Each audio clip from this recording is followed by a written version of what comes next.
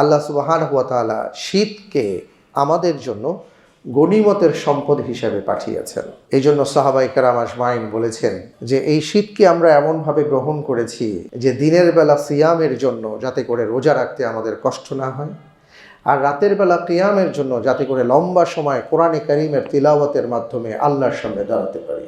সুবহানাল্লাহি ওয়া বিহামদিহি। তারা এইভাবে শীতকালকে গনিমত হিসেবে গণ্য করতেন। আর আমরা শীতকালকে এইভাবে গণ্য করেছি, গ্রহণ করেছি যে অন্য সময় পোশাক আশাক পরা যায় না, শীতকালে ভালো মন্দ পোশাক পরা যায়, ভালো মন্দ খাওয়া যায়। হ্যাঁ, হাঁসের গোশত সবসময় খাওয়া যায় না, এটা একটু মজা করে খাওয়া যায়, পিঠা খাওয়া যায়, এটা হলো আমাদের কাছে গনিমত। কিন্তু ইসলামের কাছে গনিমত হলো আপনার এমন কিছু ইবাদতের মজা তৈরি হবে, এমন কিছু ইবাদত আপনি করতে পারবেন যেটা গরমকালে করার ওই রকমভাবে সুযোগ ছিল না।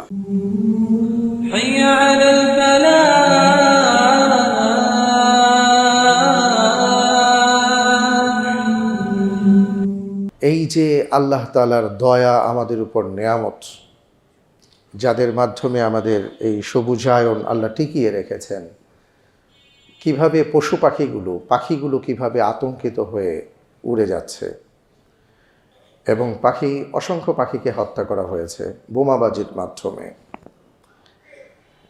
অনেক ভাই আতঙ্কিত হয়ে তারা ফেসবুকে লেখালেখি করেছেন যে আমার বাচ্চা ছোট শিশুটা ভয়ে আতঙ্কিত হয়ে দৌড়াদৌড়ি করছে, আমি কি করব। অনেক বৃদ্ধ মানুষ যারা অসুস্থ, যাদের শব্দ কম্পনের কারণে তাদের হৃদরোগে আক্রান্ত হবার সমূহ সম্ভাবনা থাকে, অসংখ্য এমন বয়োবৃদ্ধ মানুষগুলো আতঙ্কিত ছিলেন। কিন্তু এই আতঙ্ক কারা ছড়িয়েছে?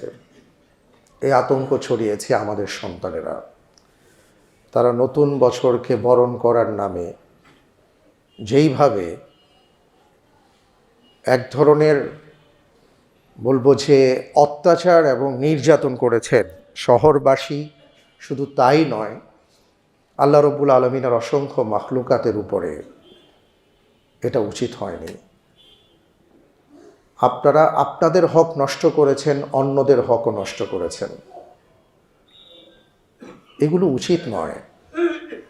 এগুলোর মাধ্যমে আল্লাহর দরবারে কিয়ামতের ময়দানে আমাদেরকে অপরাধীর কাঠগড়ায় দাঁড়ানো লাগতে পারে।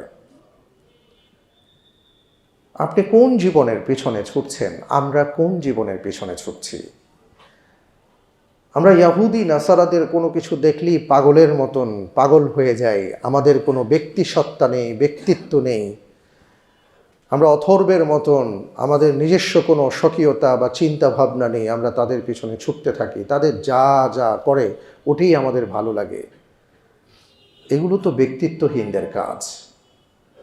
আপনি তো মুসলিম, আপনার এমন একটা জীবন বিধান দেওয়া হয়েছে, আপনি কি বর্ষবরণ করেন, কোন বছরকে আপনি গ্রহণ করেন আর বিদায় দেন। আপনার জীবনে নতুন আর পুরনো বলে কিছু আছে? আপনি কি ভুলে গেছেন যে প্রতিদিন রাতে যখন ঘুমোতে যাবার আগে আল্লাহ রাব্বুল আলামিনকে বলেন আল্লাহুম্মা বিসমিকা আমুতু ওয়া আহইয়া? আপনি কি বলেন? আপনি আল্লাহ রাব্বুল আলামিনের কাছে তো এই কথাই বলেন যে হে আল্লাহ, এই যে ঘুমোতে যাচ্ছি, এই ঘুম আমার মৃত্যু হতে পারে, সুতরাং আপনার নামেই আমি মৃত্যুবরণ করছি, আপনি যদি তৌফিক দেন আবার জেগে উঠব। এই কথাই তো আমরা বলি। আমরা ঘুমানোর আগে রাসূল সাল্লাল্লাহু আলাইহি ওয়াসাল্লাম তিনি বলেছেন হাসিবু ক্বাবলা আন তুহাসাবু, তোমার নিজের হিসাব দেবার আগে তোমার নিজের হিসাবটা নিজেই করে নাও। তার মানে কি? সারাদিন কতটুকু ভালো করলাম মন্দ করলাম সেটা আমরা হিসাব করি। আল্লাহর নবী বলেছেন হিসাব করো, যদি পাপের মাত্রা বেশি হয় আল্লাহর কাছে তওবা করো, ইস্তেগফার করো, ক্ষমা প্রার্থনা করো। যদি সওয়াবের মাত্রা, ভালো কাজের মাত্রা বেশি হয় আল্লাহ রাব্বুল আলামিনের কাছে কৃতজ্ঞতা আদায় করো। আমরা তো সেই জাতি। আমরা তো প্রতিদিন রাতের বেলা ঘুমোতে যাবার আগে আল্লাহ তাআলার কাছে তওবা করি, ইস্তেগফার করি, ক্ষমা প্রার্থনা করি, শুকরিয়া আদায় করি, এরপরে আল্লাহর নামে ঘুমোতে যাই। তা আপনি কোন বর্ষকে বিদায় দেন? আপনি যখন ঘুম থেকে উঠেন, আল্লাহর নবী আমাদেরকে শিক্ষা দিয়েছেন, বলো আলহামদুলিল্লাহিল্লাযী আহইয়ানা বা'দামা আমাতানা ওয়া ইলাইহিন নুশুর। হে আমাদের রব, হে আমাদের মালিক, আমরা প্রশংসা করছি আপনার, আপনি তো সেই সত্তা যিনি আমাদেরকে জীবন দিয়েছেন মৃত্যুর পরে, আবার আপনার কাছেই আমাদের প্রত্যাবর্তন করতে হবে।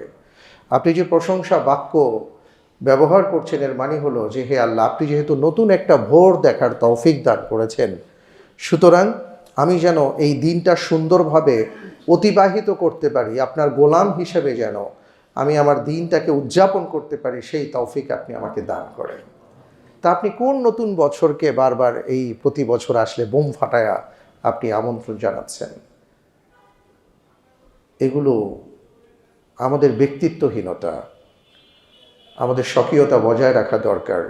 এগুলো তাদের জন্য যাদের এই সকল দোয়া কালাম নেই, এগুলো তাদের জন্য যারা একটা দিনের জন্য অপেক্ষা করে, সেটা সেই দিন হতে পারে মৃত্যু দিবস, কারণ ওই মৃত্যুর দিনেই কেবল মৃত্যুর কথা চিন্তা করে, মা বাবার কথা চিন্তা করে, এর আগে তারা আর কোনো খোঁজখবর নিতে পারে না। ওই একটা দিনের জন্যই অনেক মা বাবা বৃদ্ধাশ্রমে বসে বসে অপেক্ষা করেন কবে বাবা দিবস আসবে, কবে মা দিবস আসবে। এগুলো তো তাদের জন্য, তারা দিবস পালনকারী ব্যক্তিবর্গ, যারা দিবসের অপেক্ষা করে করে দিবস দেখে দেখে উদযাপন করে, কারণ তারা তাদের ওই মানুষের সামনে কিছু বলতেও পারে না, তাদের কোনো দোয়া কালাম নেই। এই জন্য তারা, শয়তান তাদেরকে যা শেখায় এটাই তারা ব্যবহার করে। কিন্তু আমরা কেন তাদের পিছনে ছুটছি? আমাদের অবস্থা তো রাসূল সাল্লাল্লাহু আলাইহি ওয়াসাল্লামের সেই কথার সাথে মিলে যাচ্ছে। আল্লাহর নবী বলেছেন, এমন একটা সময় আসবে যখন ওরা গর্তের মধ্যে ঢুকবে, ওই সাপের গর্তে, গুইসাপের গর্তে ঢুকবে, তারাও ওই গুইসাপের মধ্যে, ওই গর্তের মধ্যে ঢুকে যাবে, ডানে বাঁয়ে আর তাকাবে না, চিন্তা করবে না। সাহাবায়ে কেরাম বলেছেন, ইয়া রাসূলুল্লাহ, এরা কি ইয়াহুদি এবং নাসারা তাদের কথা বলছেন যারা প্রথমে গর্তের মধ্যে ঢুকবে? আল্লাহর নবী বলেছেন, এরা ছাড়া আর কারা? আজকে আমরা তাই করছি, এদেরকে আমরা ফলো করছি। তাই আমি আমার যুবক ভাইদেরকে বলবো, বোনদেরকে বলবো, জীবনের সর্বক্ষেত্রে কাউকে ফলো করার আগে আপনি জিজ্ঞেস করবেন, ইসলাম আমাকে কি বলে, কোরআন আমাকে কি বলেছে, সুন্নাহ আমাকে কি বলেছে। কোরআন সুন্নাহর কথার সাথে, কাজের সাথে যদি ওই ব্যক্তির কথা কাজের মিল পান, আপনি তাকে ফলো করবেন। যদি মিল না পান, সে পৃথিবীর অনেকের কাছে সেলিব্রিটি হতে পারে, অনেক কিছু হতে পারে, কিন্তু আপনার কাছে সে কিছুই না। আল্লাহ তাআলা আমাদেরকে বোঝার তৌফিক দান করুন, আমিন। 2026 সালে আমরা পদার্পণ করেছি। আসুন হিসাব করি 2025 সালের অপরাধের মাত্রা আমাদের কেমন কি ছিল। এবার আল্লাহর কাছে তওবা ইস্তেগফার করে, ক্ষমা প্রার্থনা করে সেইভাবে আমাদের জীবনযাপন করার চেষ্টা করি। আল্লাহ তাআলা তৌফিক দান করুন, আমিন। সম্মানিত ভাইরা আমার, আমি যে কথা বলছিলাম শুরুতেই, যে এই যে দিন আর রাতের আবর্তন আর বিবর্তন, এক সময় গরম, এক সময় ঠান্ডা, এক সময় রাত, এক সময় দিন, এগুলো আল্লাহ সুবহানাহু ওয়া তাআলার পক্ষ থেকে আমাদের জন্য আয়াত, আমাদের জন্য নিদর্শন। যেন আমরা এই সকল বিষয়গুলো দেখে উপলব্ধি করতে পারি যে আল্লাহ রব্বুল আলামিন গোটা পৃথিবীটাকে, গোটা জগৎটাকে এমনভাবে সাজিয়েছেন, এখানে বৈচিত্র্যের বিশাল একটা মেলা বসেছে। কখনো ঠান্ডা, কখনো গরম, কখনো রাত, কখনো দিন, অর্থাৎ সবসময় মুদ্রার এপিঠ ওপিঠ দুইটা থাকে, যাতে করে আমরা উপলব্ধি করতে পারি। কারণ আপনি যদি শুধুমাত্র একটা পরিবেশেই শুধু থাকেন, তখন আপনার মাঝে একঘেয়েমি চলে আসবে, আপনি বুঝবেন না। আপনি যখন বৈচিত্র্যের মাঝে থাকবেন, তখন আপনি নিজেকে আবিষ্কার করতে পারবেন, উপলব্ধি করতে পারবেন, এবং বুঝবেন যে আসলে ঠান্ডা কি, গরম কি, ভালো কি, মন্দ কি, আলো কি, অন্ধকার কি। এই জন্য রব্বুল আলামিন এগুলোকে সৃষ্টি করেছেন তার আয়াত হিসেবে। তো এই যে আয়াত বা আমরা যেটা পেলাম যে আমাদের মাঝে শীতকাল আসছে, এই শীতকাল আসলে কি? শীতকালকে গনিমত বলা হয়েছে, সুবহানাল্লাহি ওয়া বিহামদি। গনিমত কাকে বলে? গনিমত বলা হয় ওই সম্পদকে যেটা যুদ্ধ করতে হয় ইসলামের জন্য। যুদ্ধ করার পরে প্রতিপক্ষ পালিয়ে গেছে, সে তার সম্পদ রেখে সে যদি পালিয়ে যায়, ওই সম্পদ যখন আপনার হস্তগত হয়, ওটা হলো গনিমত। তার মানে গনিমত পাওয়ার ক্ষেত্রে কষ্ট করতে হয়। রাসূল সাল্লাল্লাহু আলাইহি ওয়াসাল্লাম বলেছেন যে এটা এমন এক গনিমত যেটার জন্য কষ্ট করতে হয় না। সুবহানাল্লাহি ওয়া বিহামদিহি। আল্লাহ সুবহানাহু ওয়া তাআলা শীতকে আমাদের জন্য গনিমতের সম্পদ হিসাবে পাঠিয়েছেন। এই জন্য সাহাবায়ে কেরাম আজমাইন বলেছেন যে এই শীতকে আমরা এমনভাবে গ্রহণ করেছি যে দিনের বেলা সিয়ামের জন্য যাতে করে রোজা রাখতে আমাদের কষ্ট না হয়, আর রাতের বেলা কিয়ামের জন্য যাতে করে লম্বা সময় কোরআনে কারীমের তিলাওয়াতের মাধ্যমে আল্লাহর সামনে দাঁড়াতে পারি। সুবহানাল্লাহি ওয়া বিহামদিহি। তারা এইভাবে শীতকালকে গনিমত হিসেবে গণ্য করতেন। আর আমরা শীতকালকে এইভাবে গণ্য করেছি, গ্রহণ করেছি যে অন্য সময় পোশাক আশাক পরা যায় না, শীতকালে ভালো মন্দ পোশাক পরা যায়, ভালো মন্দ খাওয়া যায়। হ্যাঁ, হাঁসের গোশত সবসময় খাওয়া যায় না, এটা একটু মজা করে খাওয়া যায়, পিঠা খাওয়া যায়, এটা হলো আমাদের কাছে গনিমত। কিন্তু ইসলামের কাছে গনিমত হলো আপনার এমন কিছু ইবাদতের মজা তৈরি হবে, এমন কিছু ইবাদত আপনি করতে পারবেন যেটা গরমকালে করার ওই রকমভাবে সুযোগ ছিল না। এই জন্য শীতকালকে গনিমত বলা হয়েছে। তো শীতের মধ্যে আমাদের কিছু আমলকে ঝালাই করার, পরীক্ষা করার কিছু সুযোগ তৈরি হয় যেটা আল্লাহর কাছে প্রিয়। সুবহানাল্লাহি ওয়া বিহামদিহি। এর মধ্যে আমরা যেটা দেখি যে শীত আসলে আমাদের মাঝে একটা আলসেমি কাজ করে। আপনি আপনার ঈমানটাকে পরীক্ষা করতে পারবেন যে আপনি আসলে কোন স্তরের ঈমানদার। আপনার ঈমান কি মুনাফিকদের কাতারের নাকি এর উপরে আপনি আছেন, এটা পরীক্ষা করার কিছু প্যারামিটার আছে। এর মধ্যে একটা হলো শীতকাল। সেটা কি? যেমন রাসূল সাল্লাল্লাহু আলাইহি ওয়াসাল্লাম তিনি বলেছেন, মান শাহিদাল আইশা ফি জামাআতিন কানা লাহু কিয়ামা লাইলাতিন নিসফি। আরেকটা হাদিসের মধ্যে বলেছেন, মান সাল্লাল আইশা ফি জামাআতিন ফাকাআন্নামা কামা নিসফাল লাইল ওয়া মান সাল্লা সুবহা ফি জামাআতিন ফাকাআন্নামা সাল্লাল লাইলা কুল্লা। রাওয়াহু মুসলিম। মুসলিম শরীফের হাদিস যে কেউ যদি এশারের সালাত জামাতের সাথে আদায় করেন তাহলে অবস্থাটা এমন হলো তিনি যেন মধ্যরাত পর্যন্ত আল্লাহর সামনে দাঁড়িয়েছিলেন। কেউ যদি ফজরের সালাত জামাতের সাথে আদায় করেন, এশাও পড়েছেন জামাতে, ফজরও পড়েছেন জামাতে, আল্লাহর নবী সাল্লাল্লাহু আলাইহি ওয়াসাল্লাম বলেছেন সে যেন পুরো রাত আল্লাহর সামনে দাঁড়িয়েছিল। অর্থাৎ সারা রাত নফল ইবাদতের সওয়াব আপনার আমলনামায় লিপিবদ্ধ করা হবে। কিন্তু কখন?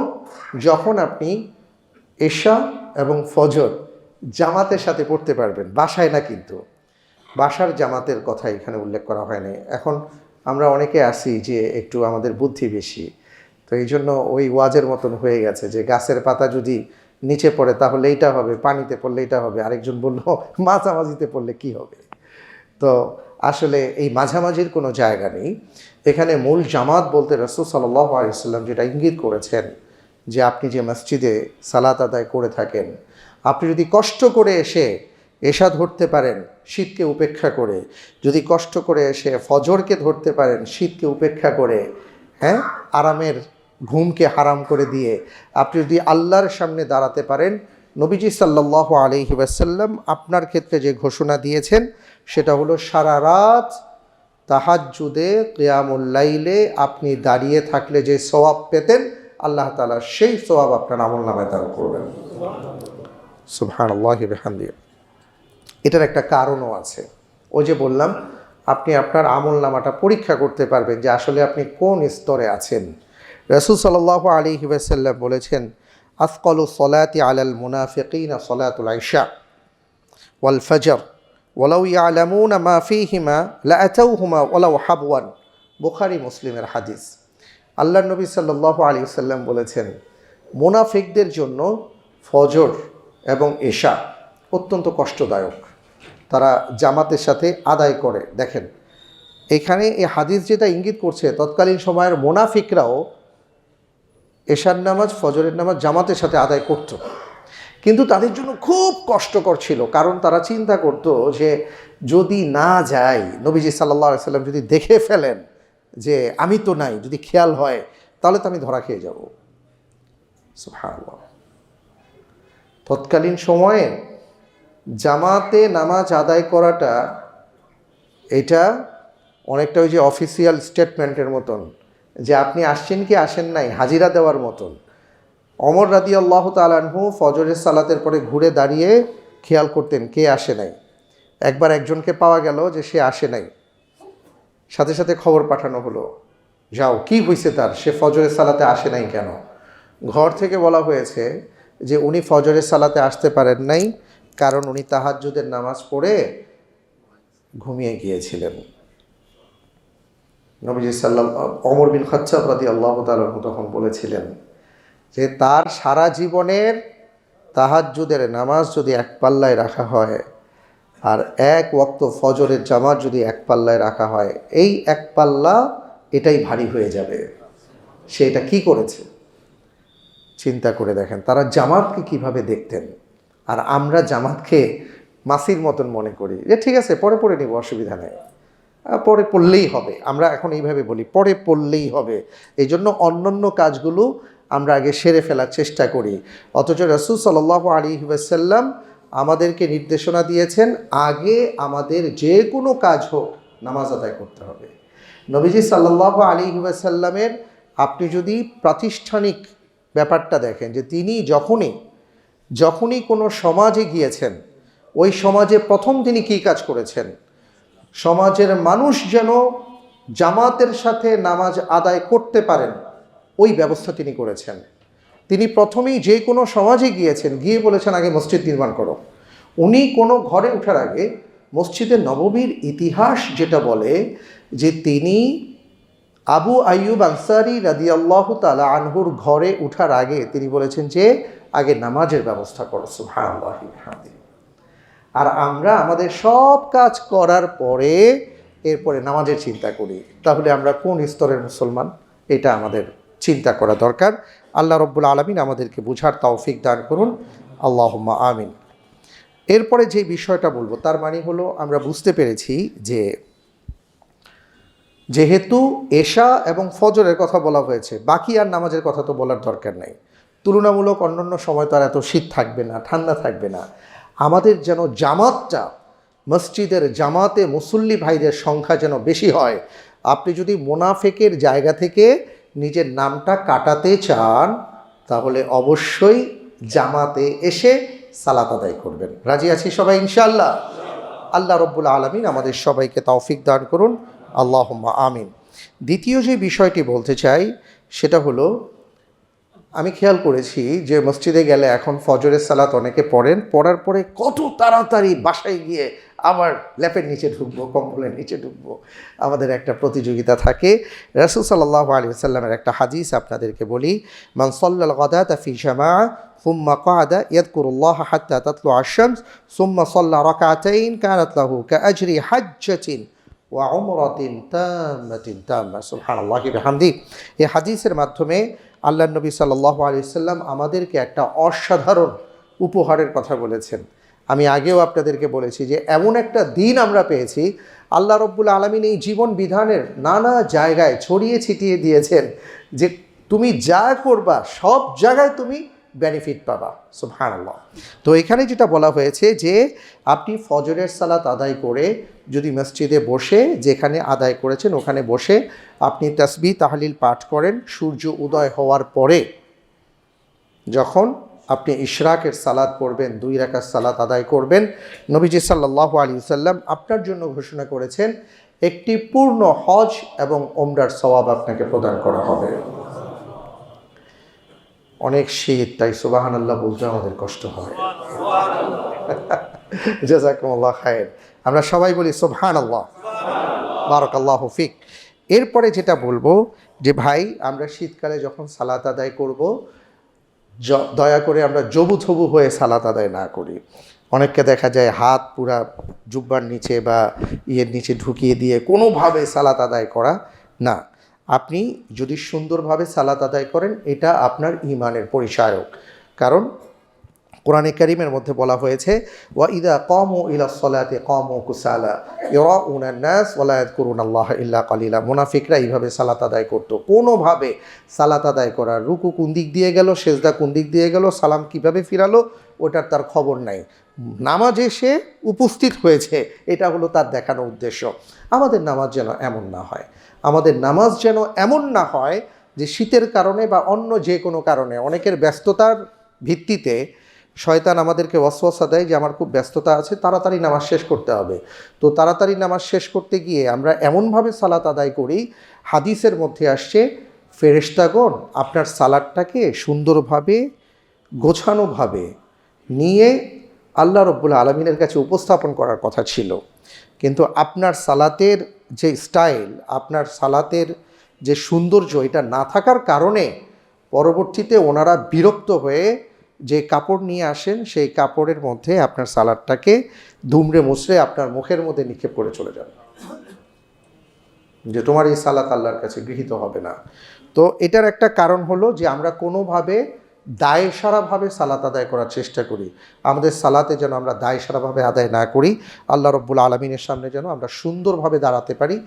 এটা শীত হোক গরম হোক যে কোনো পরিবেশ হোক, এটা আমাদের এনশিওর করতে হবে। আল্লাহ তাআলা তৌফিক দান করুন। সালাত আদায় করার পূর্ব শর্ত হলো আপনাকে পবিত্র হতে হবে, আপনাকে অজু করতে হবে। তো অজুটা সুন্দরভাবে করা, এই শীতের দিনে আমরা অনেক ক্ষেত্রেই দেখা যায় যে অজুটা কোনো মতে করার চেষ্টা করি, অথচ রাসূল সাল্লাল্লাহু আলাইহি ওয়াসাল্লাম আমাদেরকে অজু করার ব্যাপারে এমনভাবে বলেছেন, ইয়া আইয়ুহাল্লাযীনা আমানু, কোরআনে কারীমের আয়াত, ইয়া আইয়ুহাল্লাযীনা আমানু ইযা কুমতুম ইলাস সালাহ ফাগসিলু উজুহাকুম ওয়া আইদিয়াকুম ইলাল মারাফিক। এই আয়াতে কারিমাতে অজুর কথা সুন্দরভাবে বলা হয়েছে। পাশাপাশি আল্লাহ সুবহানাহু ওয়া তাআলা আরও বলেছেন, ইন্নাল্লাহা ইউহিব্বুত তাওয়াবিন ওয়া ইউহিব্বুল মুতাতাহহিরিন। যারা পবিত্রতা অর্জন করেন, যারা পরিচ্ছন্নতা অর্জন করেন, আল্লাহ তাআলা তাদেরকে ভালোবাসেন। এবং ইন্নাল্লাহা ইউহিব্বুত তাওয়াবিন ওয়া ইউহিব্বুল মুতাতাহহিরিন, এবং যারা তওবা করে তাদেরকে আল্লাহ তাআলা ভালোবাসেন। এই ক্ষেত্রে মজার ব্যাপার হলো, অজু যদি আপনি সুন্দরভাবে করতে পারেন, এই অজু আপনাকে জান্নাতে নিয়ে যাবে। সুবহানাল্লাহ। হাদিসের মধ্যে আসছে, রাসূল সাল্লাল্লাহু আলাইহি ওয়াসাল্লাম বলেছেন, উকবা ইবনে আমির রাদিয়াল্লাহু তাআলা আনহু থেকে বর্ণিত, যে আপনি যদি খুব ভালোভাবে অজু করেন, ভালোভাবে প্রত্যেকটা অঙ্গ প্রত্যঙ্গ হক আদায় করে আপনি যদি অজু করতে পারেন, এরপরে আপনি যখন দোয়া করবেন, আল্লাহুম্মা জাআলনি মিনাত তাওয়াবিন ওয়া জাআলনি মুতাতাহহিরিন, আপনি যখন দুরূদ শরীফ পাঠ করবেন, শাহাদা পাঠ করবেন, হাদিসের মধ্যে আসছে ফুতিহাত লাহু সামানিয়াতা আবওয়াব, অথবা ফুতিহাত লাহু সামানিয়াতা আবওয়াবিল জান্নাহ মিন আইয়িহা শাআ, তার জন্য জান্নাতের 8টি দরজা খুলে দেওয়া হবে কিয়ামতের ময়দানে। সে যেই দরজা দিয়ে ইচ্ছে সেই দরজা দিয়ে তিনি জান্নাতে প্রবেশ করতে পারবেন। তার মানে এই অজু করাটা আপনার জন্য জান্নাতে যাবার কারণ হবে। শুধু কি তাই, আপনি যদি ভালোভাবে অজু করেন, সুন্দরভাবে অজু করেন, এই অজু আপনার জন্য শাফাআতের কারণ হবে। রাসূল সাল্লাল্লাহু আলাইহি ওয়াসাল্লামকে জিজ্ঞেস করা হয়েছিল যে আপনি এত মানুষের মাঝে আপনার উম্মতকে কিভাবে খুঁজে পাবেন? তিনি বলেছেন, আচ্ছা, হাজারো ঘোড়ার মাঝে চাঁদ কপাল যদি কোনো ঘোড়া থাকে, সেটা কি আমি খুঁজে পাবো, বা কেউ কি খুঁজে পাবে? সাহাবায়ে কেরাম বলেছেন, অবশ্যই, সাথে সাথেই তাকে খুঁজে পাওয়া যাবে। নবীজি সাল্লাল্লাহু আলাইহি ওয়াসাল্লাম বলেছেন, আমার যেই উম্মত সুন্দরভাবে অজু করবে, আমার যেই উম্মত সুন্দরভাবে অজু করবে, হাতগুলো, বাহুগুলো, পাগুলো, চেহারাটা সুন্দরভাবে অজু করবে, তার অজুর জায়গাগুলো পূর্ণিমার চাঁদের মতন জ্বলজ্বল করতে থাকবে, এবং আমি সেটা দেখে তাদেরকে চিনব এবং তাদের জন্য আমি সুপারিশ করবো। সুবহানাল্লাহ। এই জন্য শীত আসছে বলে কোনোভাবে অজু করা এটা ছেড়ে দেই, সুন্দরভাবে অজু করব, সুন্দরভাবে সালাত আদায় করব। এবং বিলাল রাদিয়াল্লাহু তাআলা আনহুকে যখন জিজ্ঞেস করা হয়েছিল, যে রাসূল সাল্লাল্লাহু আলাইহি ওয়াসাল্লাম জিজ্ঞেস করেছিলেন, কি ব্যাপার, তুমি কি এমন আমল করো যে জান্নাতে তোমার খরমের শব্দ পেয়েছিলাম? তিনি বলেছেন, ইয়া রাসূলুল্লাহ, তেমন কিছুই না, কিন্তু টুকটাক কিছু আমল আছে। তো টুকটাক আমলের মধ্যে উনি যেগুলো বলেছেন, এটা হলো যে কোনো ভুল হয়ে গেলে সাথে সাথে অজু করতেন, অজু করে 2 রাকাত সালাত আদায় করতেন। আরেকটা বর্ণনায় আসছে তিনি সুন্দরভাবে অজু করতেন, সব সময় অজুর উপরে থাকার চেষ্টা করতেন। নবীজি সাল্লাল্লাহু আলাইহি ওয়াসাল্লাম বলেছেন যে, বিলাল, তোমার এই আমলগুলো আল্লাহর কাছে এতটা প্রিয় যে আমি জান্নাতে গিয়ে তোমার খরমের শব্দ পেয়েছি। সুবহানাল্লাহি ওয়া বিহামদিহি। এই জন্য ভাইয়েরা আমার, আমরা এই আমলটা করার চেষ্টা করব ইনশাআল্লাহ। তাবারাকাল্লাহ। আল্লাহ রব্বুল আলামিন আমাদেরকে সে তৌফিক দান করুন, আমিন। এরপরে আমি যেটা বলবো সেটা হলো যে এই শীতকালে আরেকটা চমৎকার ইবাদত হলো আমাদের রোজা পালনের ব্যাপারটা। আমি যেটা এর আগেও বলেছি, দিনটা ছোট হয়ে গেছে, আমরা যারা দিন বড় হওয়ার কারণে সিয়াম পালন করতে পারতাম না, আমাদের জন্য একটা অপূর্ব সুযোগ আসছে। সেই সুযোগটা হলো প্রতি মাসে আপনি চন্দ্র মাসের 13, 14, 15 তারিখে রোজা রাখবেন। নবীজি সাল্লাল্লাহু আলাইহি ওয়াসাল্লাম বলেছেন, কেউ যদি এইভাবে প্রতি মাসে 13, 14, 15 রোজা রাখতে পারে, তাহলে এক রমাদান পর্যন্ত আরেক রমাদান, এই মাঝখানে সে যেন পুরো বছরই রোজা পালন করলো। ফজিলতটা দেখেছেন। তারপরে সোমবার, বৃহস্পতিবার আছে। নবীজি সাল্লাল্লাহু আলাইহি ওয়াসাল্লাম আজীবন এই প্রতি মাসেই তিনি এদিকে সোম, বৃহস্পতিবার রাখতেন 8 দিন, আর বাকি 3 দিন, এই 11 দিন উনি সবসময় থাকতেন। কিন্তু রজব মাস আসলে রজব থেকে ওনার সিয়াম পালনের মাত্রাটা বেড়ে যেত। আর শাবান মাসে তো পুরো মাসেই রোজা রাখতেন, শুধু শেষের 1-2 দিন তিনি রোজাকে বাদ দিতেন, যাতে করে রমজান মাসের সাথে মিলে না যায়। আমাদের কিন্তু রজব মাস চলছে, আপনারা বুঝতে পারছেন? রজব কিন্তু চলছে, শাবান, তারপরে কিন্তু রমাদান, একেবারে রমাদান আসি বলছে। আমরা নানা কারণে রমাদান নিয়ে এখন আলোচনাটা শুরু করতে পারছি না। যাই হোক, তো আমরা এখনই এই প্র্যাকটিসটা করতে পারি। আমরা নিয়মিত ইনশাআল্লাহ এখন সিয়াম পালন করব। দিন ছোট, এটা আমাদের জন্য গনিমত। আল্লাহ তাআলা আমাদের সবাইকে সেই তৌফিক দান করুন, আল্লাহুম্মা আমিন। এরপরে যেটা বলতে চাই সেটা হলো যে ভাই, ইবাদতের মাধ্যমে রাত্রি জাগরণ করা। কোরআনে কারীমের অনেকগুলো আয়াত আসছে, ওয়াবিল আসহারি হুম ইয়াস্তাগফিরুন। আল্লাহ সুবহানাহু ওয়া তাআলা তাদের প্রশংসা করেছেন যে যারা মধ্য রজনীতে উঠে আল্লাহর কাছে তওবা করে ইস্তেগফার করে। সূরা মুজাম্মিলের দিকে তাকান, ইয়া আইয়ুহাল মুজাম্মিল কুমিল লাইলা ইল্লা কলিলা নিসফাহু আও ইনকুস মিনহু কলিলা আও জিদ আলাইহি ওয়ারাত্তিলিল কুরআনা তারতিলা। ওখানে কি কথাটা আসছে? ইয়া আইয়ুহাল মুজাম্মিল। মুজাম্মিল মানে কি জানেন তো? যিনি কম্বল জড়িয়ে শুয়েছিলেন, তার মানে কি? এখানে একটু ঠান্ডা ঠান্ডা ভাব ছিল, গরমের মধ্যে তার কম্বল গায়ে দেওয়া যায় না, দেওয়া যায়? আর ওই কম্বল কিন্তু যেন তেন কম্বল না, স্বাভাবিকভাবে চামড়ার ছিল, তার মানে ভালো ঠান্ডা ছিল। তো ওই ঠান্ডার মধ্যে আল্লাহ সুবহানাহু ওয়া তাআলা নবীজি সাল্লাল্লাহু আলাইহি ওয়াসাল্লামকে বলেছেন, কুমিল লাইলা ইল্লা কলিলা, অর্থাৎ এই কম্বলকে ছাড়ুন, আল্লাহর জন্য সামনে দাঁড়ান। এই কথা, ওই আয়াত নাজিল হয়েছে কেবল রাসূল সাল্লাল্লাহু আলাইহি ওয়াসাল্লামের জন্য, ব্যাপারটা এমন নয়, কিয়ামত পর্যন্ত থাকবে এটা প্রত্যেকের জন্য। আমরাও যদি আমাদের সেই কম্বলকে ছেড়ে দিয়ে রাতে 2 রাকাত, 4 রাকাত, 6 রাকাত নামাজ আল্লাহর জন্য দাঁড়িয়ে পড়তে পারি, আমরা এটা ভাবতে পারবো ইনশাআল্লাহ। নবীজি সাল্লাল্লাহু আলাইহি ওয়াসাল্লামের উম্মাহ হিসাবে আমি একটা ছোট্ট আমল করতে পেরেছি, আল্লাহ তাআলা এর মর্যাদা আমাদেরকে দান করবেন ইনশাআল্লাহ। সুতরাং আমরা এই ইবাদতটা করব, আল্লাহ যেন আমাদের সবাইকে সেই তৌফিক দান করুন, আল্লাহুম্মা আমিন। তারপরে যেই কথাটা বলতে চাই সেটা হলো যে আরও কিছু টুকটাক আমল আছে। সে আমলের একটা হলো যে, এই যে আমরা শীতকালে শীত নিবারণের একটা ব্যবস্থা আল্লাহ আমাদেরকে করে দিয়েছেন, হ্যাঁ, অনেক মানুষের ব্যবস্থা নাই। এটার জন্য আমরা কৃতজ্ঞতা আদায় করেছি কিভাবে? এটার জন্য কৃতজ্ঞতা আদায় হলো যে আল্লাহ যেহেতু আমাকে তৌফিক দিয়েছেন, আমি আরেকজন ভাইকে পোশাকের ব্যবস্থা করে দিব, এটা হলো কৃতজ্ঞতা আদায়। কারণ রব্বুল আলামিন আমাকে তো ওই জায়গায় রাখতে পারতেন, হ্যাঁ, দিনাজপুর, গাইবান্ধা, পঞ্চগড়ে ওইখানে রাখতে পারতেন না, আমি কি করতাম? আমার তো কিছু করার ছিল না। কিন্তু আল্লাহ রব্বুল আলামিন আমাকে ভালো রেখেছেন, ধানমন্ডিতে রেখেছেন, আমার শীত নিবারণের অনেক ব্যবস্থা তিনি করে দিয়েছেন। আমি কৃতজ্ঞতা শুধু মুখে আলহামদুলিল্লাহ বললে হবে না, পাশাপাশি ওই মানুষদের পাশে দাঁড়াতে হবে, এটা হলো কৃতজ্ঞতা আদায়। 2 নম্বর ব্যাপার হলো, এখান থেকে আরও একটা বড় ব্যাপার আছে। আমরা যারা নানাভাবে আমাদের ভেতরে অহংকার কাজ করে, আমরা অমুক, আমরা তমুক, আমরা এটা, আমরা সেটা, ইত্যাদি ইত্যাদি। আপনি একটু চিন্তা করে দেখেন, রাস্তার মধ্যে অনেক কুকুর আপনি দেখতে পাবেন, এমন অনেক পশুকে দেখতে পাবেন যাদের শীত নিবারণের ব্যবস্থা নাই। দেখেছেন তো? আমরা তো দেখি, তাই না? আচ্ছা, ওই জায়গায় তো আমরাও থাকতে পারতাম, কারণ এমন কেউ আমরা বলতে পারি না যে আমি আল্লাহ রব্বুল আলামিনের কাছে স্পেশালি কিছু একটা দরখাস্ত পেশ করেছি, তিনি আমার কথা রেখে আমাকে মানুষ হিসেবে পৃথিবীতে পাঠিয়েছেন। ব্যাপারটা তো এমন হয় নাই। আল্লাহ রব্বুল আলামিন দয়া করে আমাকে মানুষ হিসেবে পাঠিয়েছেন, অথচ যারা জীবজন্তু, জানোয়ার, তাদের জীবন অবস্থা কী, ওই জায়গায় না রেখে আল্লাহ রব্বুল আলামিন আমাকে শ্রেষ্ঠ জীবন দান করেছেন। এটার শুকরিয়া আমাদের আদায় করার পদ্ধতি কী? এটার শুকরিয়া আদায় করার পদ্ধতি হলো, আমি যেন আল্লাহর গোলাম হয়ে আমার জীবনকে পরিচালনা করি, যদি সেই চিন্তা করতে পারি, এটা হলো সেই শুকরিয়া আদায় হবে। আল্লাহ রব্বুল আলামিন আমাদের সবাইকে সেই তৌফিক দান করুন, আমিন। আরেকটি কথা বলবো, আরেকটা বিষয় করণীয় হলো, আল্লাহ রব্বুল আলমিনের কাছে দোয়া করা, আল্লাহ তাআলা যেন জাহান্নামের আগুন থেকে আমাদেরকে রক্ষা করেন। আবার সেই সাথে অতি শীত থেকে, জাহান্নামে কিন্তু ঠান্ডা একটা জায়গা থাকবে, গরম একটা জায়গা থাকবে। কোরআনে কারীমের আয়াতে সূরা ফুরকানের মধ্যে আসছে, রব্বানা আসরিফ আন্না আযাবা জাহান্নাম ইন্না আযাবাহা কানা গরামা ইন্নাহা সাআত মুস্তাকাররা ওয়া মুকামা। ওই আয়াতে কারিমার মধ্যে আগুনের কথা আছে, আবার ঠান্ডার কথা আছে। আল্লাহ রব্বুল আলমিনের কাছে পানা চাইতে হবে যে রব্বুল আলমিন, আমাদের দেশের এই ঠান্ডাকে আমরা সহ্য করতে পারি না, এটা মাইনাসে চলে গেলে সেটা আমরা সহ্য করতে পারি না, তাহলে জাহান্নামের ঠান্ডার কী অবস্থা হবে, সেটা আমরা কিভাবে সহ্য করব।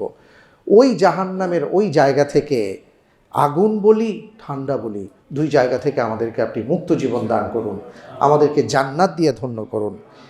এইভাবে আমরা ইনশাআল্লাহ তাআলা আল্লাহ রব্বুল আলমিনের কাছে দোয়া করব। এই শীতের সময়টা আমরা ইবাদতের মাধ্যমে কাটাবো।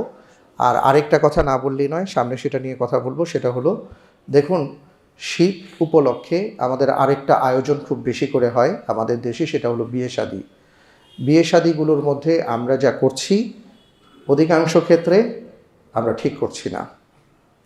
আমরা আল্লাহর আইনকে অমান্য করছি, আমরা অবাধ্যতা করছি। আল্লাহ মাফ করুন।